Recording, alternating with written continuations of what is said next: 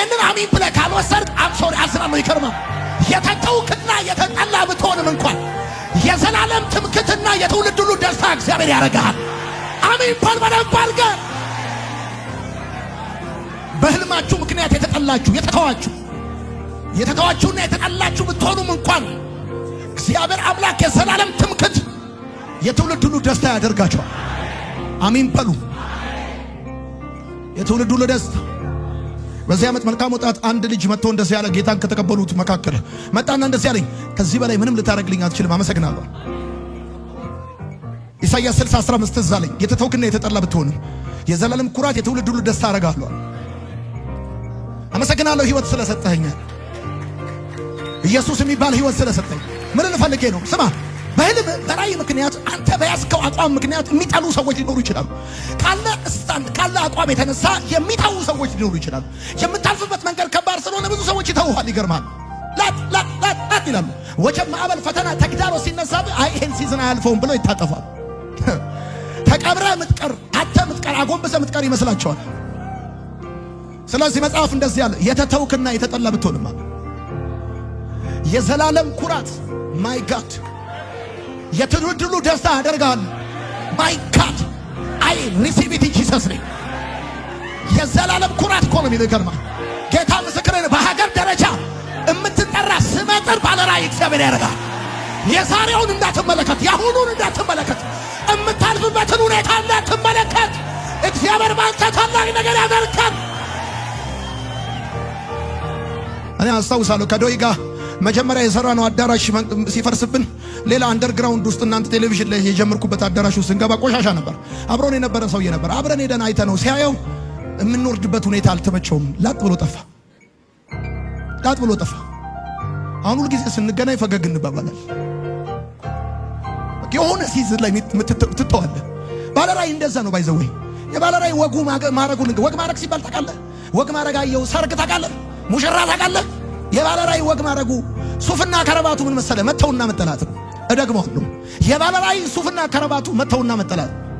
ባለራዕይ ነኝ ብሎ የሚል ባለራዕይ እንደሆነ አውቆ የተራመደ ሰው፣ ያልተተወ ያልተጠላ ሰው ጥራልኝ እስቲ። ያልተተወና ያልተጠራ ሰው ጥራልኝ እስቲ። ሁሉም ሊባል በሚችል ደረጃ እግዚአብሔር ትልልቅ ነገር የሰራባቸው ሰዎች የተተውና የተጠሉ ናቸው። ነገር ግን እግዚአብሔር የዘላለም ኩራትና የትውልድ ሁሉ ደስታ አድርጓቸዋል። እግዚአብሔር አሚን ነው። ሁለተኛዎቹ ሰዎች ልንገር፣ በህይወት መንገድ ላይ ስትራመድ ሁለተኛዎቹ ሰዎች የመጀመሪያው የባለራዕይ ጠላቶች እንዳሉ ማወቅ አለብህ። በቃ እንዲሁ የአይነ ውሃ ደስ የማይላቸው ህልም አለኝ ካል፣ ግራ ያለኝ ካል፣ የሆነ ነገር ሰራለሁ ካል፣ ባለራዕዮች የሚመዘኑት በወሬ ሳይሆን በፍሬ ነው። በወሬ አይደለም፣ በፍሬ ነው የሚለኩት። ባለራዕይ የሆንክ ሰው ማንም ሰው ሊያናግርህ ሲፈልግ መነጋገረው በወሬ አይደለም፣ በፍሬ ነው በል። ሁለተኛው የባለራዕይ ገዳዮች አሉ። የባለራዕይ ጠላቶች አሉ፣ ገዳዮች አሉ። በዮሐንስ ወንጌል መጽሐፍ ምዕራፍ 16 ከቁጥር 1 እስከ 2 እንደዚህ ይላል። ይህን ሁሉ የነገርኳችሁን እንዳትሰናከሉ ነው። ከምኵራብ ያወጣችኋል፣ እንዲያውም የሚገድሏችሁ ሁሉ እግዚአብሔርን እንዳገለገለ የሚቆጠርበት ጊዜ ይመጣል። የባለራዕይ ገዳዮች አሉ ወዳጆቼ። ባለራዕይን እስከ ሞት ድረስ ማሳደድን የሙሉ ጊዜ አገልግሎታቸውና ጥሪያቸው ያደረጉ ሰዎች አሉ። ትዝ ይላችኋል፣ ሄሮድስ ኢየሱስ እንደተወለደ ሊገድለው አስበው ነበር። ከዚህ የተነሳ ከ2 ዓመት በታች ያሉትን ሁሉ አስገድሎም እንደነበረ ታስታውሳላችሁ። የባለራዕይ ገዳዮች ባለራዕዮችን ልክ እንደተወለዱ የመለየት አቅም አላቸው። ገና በጠዋት አነጋገርን፣ ባይብል አያያዝን፣ አረማመድን አይተው አይደለም የሚጠምዱ። ገና በጨቅላነት አንተ በጨቅላነት ይለዩሃል። ይገርማል። ገና ቸርች ውስጥ ድክ ስትል ይለዩሃል። እቺ ባቄላ ካደረች አትቆረጥምም፣ የባብል ልጅ በእንጭጩ ነው ብለው ሊቀጩ ይፈልጋሉ። በነገራችን ላይ የየትኛው ባለራዕይ የመጀመሪያ ጠላቱ ቢግ ብራዘሩ ነው እንዳትረሱ። ታላቅ ወንድሞችህ የመጀመሪያው ጠላቶች ሊሆኑ እንደሚችል አትርሳ። ልክ እንደ ዮሴፍ ሄሮድስ ኢየሱስን የሚያከብረው መስሎ ነበር። ታውቃላችሁ፣ እሰግድለታለሁ ምናምን ጥሩ ዓላማ በኢየሱስ ላይ እንዳለው አድርጎ ነበር ያወራው። ይሄ የሚያስረዳን ነገር ምን እንደሆነ ልንገር። ከእግዚአብሔር መንፈስ በስተቀር ማን የባለራዕይ ገዳይ እንደሆነ ልታውቅ አትችልም። እግዚአብሔር ካረዳ በእግዚአብሔር መንፈስ ካልሆነ በስተቀር ማን የባለራዕይ ገዳይ እንደሆነ ልታውቅ አትችልም። ለምን? ሁሉም የሚያወራው ፖዚቲቭ ነገር ነው። ጠቢባኖቹ አክብሮትና ስጦታ እንዳላቸው ሁሉ ሄሮድስም ሊገለው ቢፈልግም የነገራቸው ግን የት እንዳለ ንገሩኝ እሰግድለታለሁ ነው ያለው። ነገራችን ላይ እኔ ከፈርዖን መንፈስ ከሄሮድስ መንፈስ የፈርዖን መንፈስ ይሻለኛል። የፈርዖን መንፈስ በግልጽ ሊገል ነው የሚፈልገው። የሄሮድስ ስፒሪት ግን የአምልኮ መልክ ይዞ ነው ሊገል የሚፈልገው።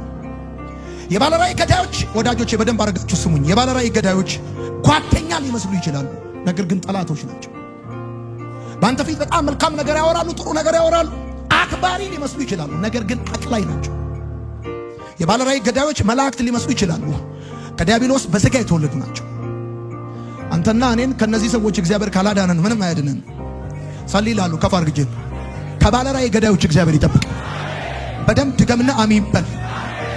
ሶስተኛዎቹ ደግሞ አሉ፣ የባለራእይ አራማጆች አሉ። እነዚህ የባለራእይ አራማጆች አሉ፣ ቀኝ እጃቸውን የሚሰጡ። እነዚህ የባለራእይ አራማጆች ምን አይነት ሰዎች መሰሉ? ግልጽ ናቸው፣ ታማኝ ናቸው፣ ታዛዥ ናቸው፣ ትሁት ናቸው፣ አገልጋዮች ናቸው፣ ግልጽ ናቸው። የባለራእይ አራማጆች ደግሞ አሉ፣ የሚይዙ አሉ። ታውቃለህ፣ የትኛውም ልጅ ሲወለድ የሚወለደው ከደም ጋር ነው። የጠላው ያንቀዋል፣ የወደደው ያጥበዋል። ሕፃናት የሚሳሙ የሚሆኑት ነርሶቹ አጥበዋቸው ነው።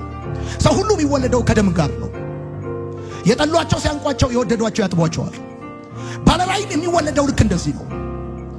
ልክ እንደዚህ ነው። የትኛውም ባለራእይ ከዲፌክት ጋር፣ ከችግር ጋር፣ ከስህተት ጋር፣ ከጉድለት ጋር ነው የሚወለደው። አብሶሉትሊ ፐርፌክት ሆኖ የሚወለድ ባለራእይ በዘመናት መካከል ኖሮ አያውቅም።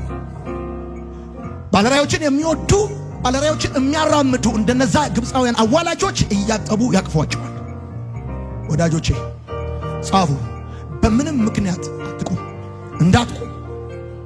አንደኛ በወሬ ምክንያት እንዳትቁም። ምናልባት መጥፎ ብለው ጠርተው ወይም አውርተውብል ሊሆን ይችላል። በወሬ ምክንያት እንዳትቁም። ወሬ ማለት የደመና ጭነት ማለት ነው። የደመና ጭነት ነው። ከሳምንት በኋላ እንደ ገለባ ይበተናል።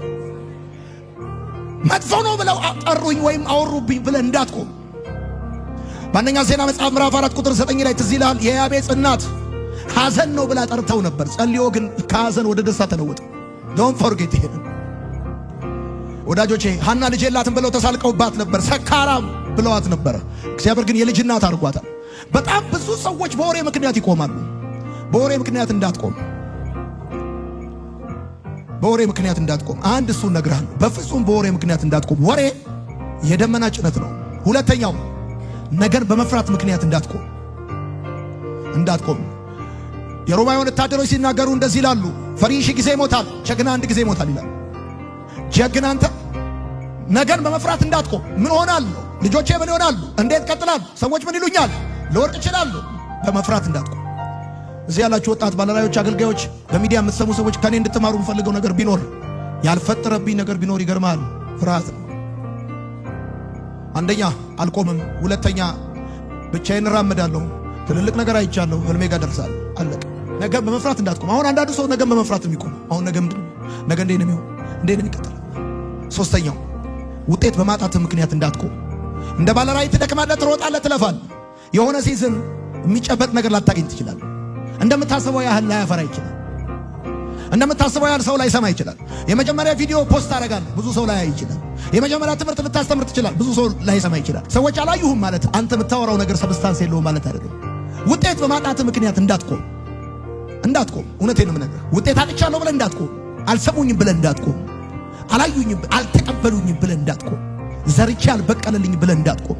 ቆፈርኩት መተው ያዙብኝ ብለህ እንዳትቆም። ቀጥለህ ቆፍር በለው፣ ድገመው፣ ቀጥል፣ ጠጋበል። ድንጋያማውን መሬት ቆፍረህ ውሃ ወጣለት እንደሚል ውሃው ያለው መሬት ውስጥ ቢሆን ኖሮ ከሱ ጋር ከመከራከር እነሱም ይቆፍሩ ነበር። ውሃው ያለው በእግዚአብሔርና በይስሐቅ መካከል ባለው ኪዳኑ ስለሆነ አትጠራጠር። መሃል አስፋልት ላይ እጅን ብትጭን ውሃ ይወጣልሃል። ኮቨናንቱ ያለው አንተ ጋር ነው። ጩና አሜን በል። አራተኛ በጩኸታቸው ምክንያት አትቁም፣ እንዳትቆምሽ። ከማይክ በላይ የሚጮሁ ሰዎች ሊኖሩ ይችላሉ። አንድ ነገር ላስታውስ እፈልጋለሁ። በተለይ ኢትዮጵያዊ ባለራእይ ከሆንክ ኢትዮጵያ ውስጥ ሰው በህይወት እያለ ጀግና እንደማይባል እንዳትረሳ። ኢትዮጵያ ውስጥ ሰው ጀግና የሚባለው ሲሞት ብቻ ነው። ስለዚህ በጩኸት ምክንያት መቆም የለብን። ከማይክ በላይ የሚጮሁብህ ሰዎች ሊኖሩ ይችላል። ዴድ ናይት እንዳትቆም። አምስተኛው በምቾት ምክንያት እንዳትቆም። ይሄ ከባድ ነው።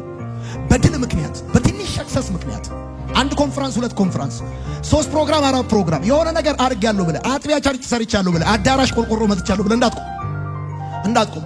ለዚህ አይደለም እግዚአብሔር የጠራ። ይሄን አይደለም የነገረ። ይሄን አይደለም እግዚአብሔር የነገረ። አንድ መጽሐፍ፣ 2 መጽሐፍ ጽፈህ ሲጀመር ልንገርህ፣ ሳምንታዊ ፕሮግራም ራእይ አይደለም። መጽሐፍ ግብ አይደለም፣ ኢንስትሩመንት እንጂ ልታሳካ ያላሰብከው ነገር መጠቀሚያ እንጂ። አዳራሽ መስራት ራእይ አይደለም። ህንፃ ማቆም ራእይ አይደለም። የራእይ መጠቀሚያ ነው። የመጨረሻ እንዳትቆም ነግሬሃለሁ። ምክንያቱም እነዚህን አሁን የምነግርህ ነገሮች ስማ፣ ከዛ እንጨርሳለን። እንዳትቆም ነግሬሃለሁ። ከስም በላይ በራእይ እመን። አጠገባችሁ ያለው ሰው ልኩትና ከስም በላይ በራእይ እመን በሉት። ይሄን ነገር ተናግሬ እጨርሳለሁ። አንደኛ እንዳትቆም፣ ምክንያቱም ባንተ እየተጠቀሙ ያሉ ብዙ ሰዎች አሉ። ባንተ ምክንያት ህይወታቸው እየተለወጠ ያለ፣ እየተጽናኑ ያሉ፣ እየተባረኩ ያሉ፣ ወጥተው እየገቡ ያሉ፣ በልተው እያደሩ ያሉ ብዙ ሰዎች አሉ።